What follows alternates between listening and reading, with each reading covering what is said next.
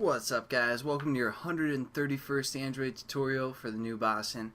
What we're going to do in this tutorial, well, we're basically going to get our map working.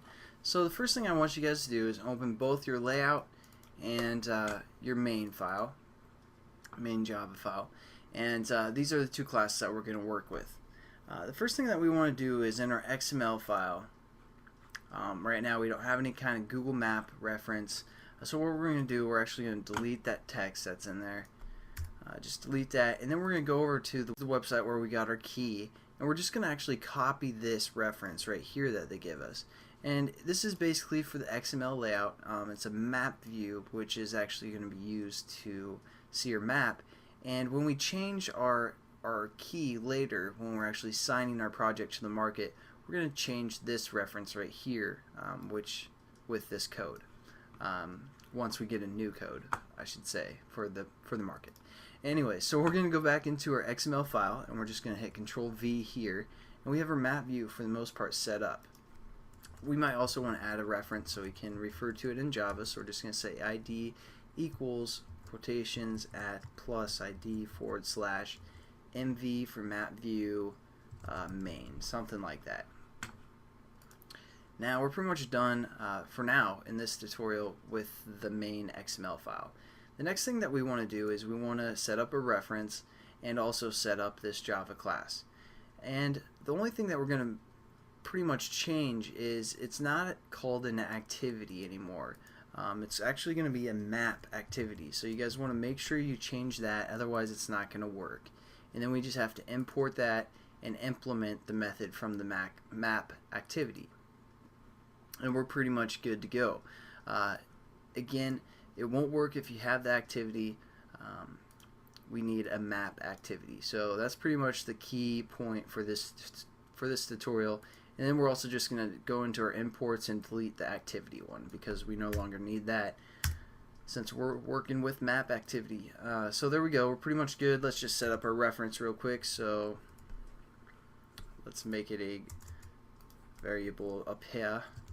Map view map, we're going to call it, and import map view. Nothing new again for the most part here, but we're just setting up all the good stuff. View by ID.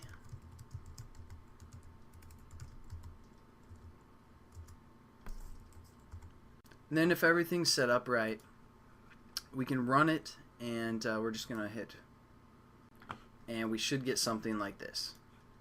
So pretty neat, pretty cool, all that good stuff. But let's say we want to enable a zoom function within our map. So we're just going to set that up real quick. Pretty simple. We're going to say map dot set built-in zoom to be true.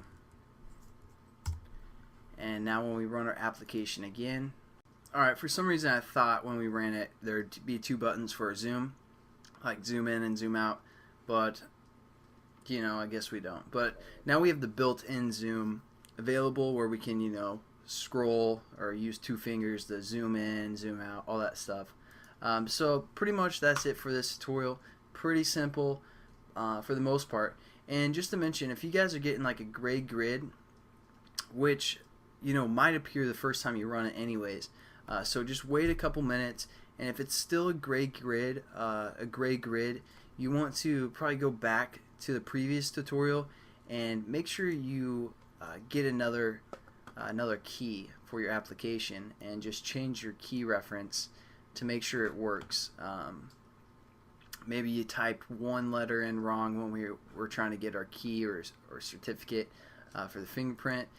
So just make sure you go back, type it in, and do it that way, and hopefully I'll get rid of the gray grid that you guys might be having. So thanks again for watching, guys, and I'll see you in the next tutorial where we're going to do some more map crap. So see you later.